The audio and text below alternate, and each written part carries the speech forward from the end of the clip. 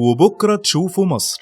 كلمة ابتدى بيها قائد الانقلاب العسكري عهد مظلم بعد 3 يوليو، وأوهم بيها كتير من بسطاء الشعب المصري إن بكرة ده هيحقق لهم أهداف ثورة 25 يناير، يعني العيش والحرية والعدالة الاجتماعية. لكن بعد سنة ونص اتصدم كتير برضه إن بكرة اللي كان يقصده الشعب المصري غير اللي كان يقصده السيسي خالص. بكرة بتاع السيسي طلع قهر وظلم وشهداء بالآلاف، وأضعافهم معتقلين، وأضعافهم ركبوا قطر البطالة ومش لاقيين شغل، وأضعافهم من البنات غصب عنهم خدوا لقب عانس، وناس مش لاقيه قوت عيالها، وفساد اخلاقي بياكل في المجتمع، وفقر بينحت في عظم الشعب المسكين اللي فكر ان اللي عمله مرسي في سنه وما كانش عاجبهم السيسي يقدر يعمل اضعافه في يوم. عسكري بقى وواصل، والبلد دي ما ينفعش يحكمها الا واحد عسكري زي ما انتم عارفين. الحاله اللي وصلت لها البلد بعد 3 يوليو دفعت ناس كتير لباب كان طول عمرهم بيعتبروه باب كفر ما يحتملش لبس. مش هتصدق لو قلتلك ان في اكتر من 16 حاله انتحار تم توثيقها في شهر سبتمبر اللي فات بس، وبرضه مش هتصدق ان في 30 حالة انتحار تم توثيقها من بداية شهر اكتوبر ولحد منتصف شهر نوفمبر 2014، يعني اكتر من 46 حالة في 55 يوم تقريبا.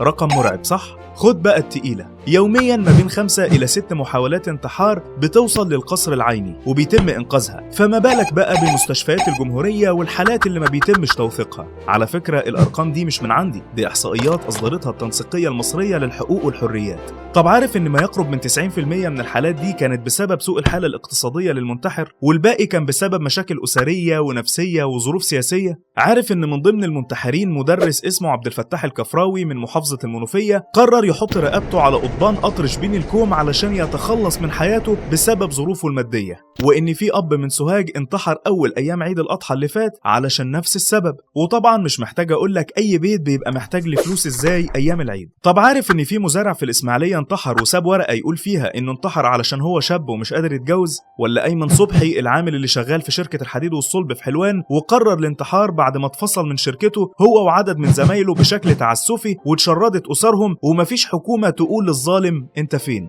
وفي مفارقة غريبة مجند في محافظة الأقصر ينتحر بعد مروره بحالة نفسية سيئة وغيابه عن الخدمة العسكرية. وفي ناحية تانية تقرر الناشطة زينب المهدي إنها تنهي حياتها بعد حالة من اليأس سيطرت عليها وهيأت لها إن مفيش أمل في تحقيق العدالة في مصر ورفع الظلم عن الآلاف اللي ماتوا في الميادين واللي بيواجهوا الموت في سجون العسكر. يعني بكده الانتحار هو الحاجة الوحيدة اللي السيسي جمع فيها شمل المصريين. أنا عارف إن كل اللي هم مروا بيه مش مبرر يدفعهم للانتحار مهما كانت الضغوط، والموضوع على فكرة مفهوش مجال للاستغلال أو المزايدة السياسية، بس اللي بيحصل في البلد لازم يجبرك إنك تكون رقم في المعادلة علشان ترفع الظلم عن الناس وتحاسب الظالم وتوفر حياة كريمة لشعب عاش طول عمره على أمل إنه يشوف يوم حلو. وللأسف يوم ما جه اليوم ده جه واحد لابس بيادة وقضى على أحلامهم وحاول يقنعهم إنهم كانوا في كابوس اسمه محمد مرسي، بس للأسف لما الشعب صحي لقى نفسه في كابوس حقيقي اسمه حكم العسكر. ومش هيخلص الكابوس ده إلا بعقول ناس واعيين عارفين الحق من الباطل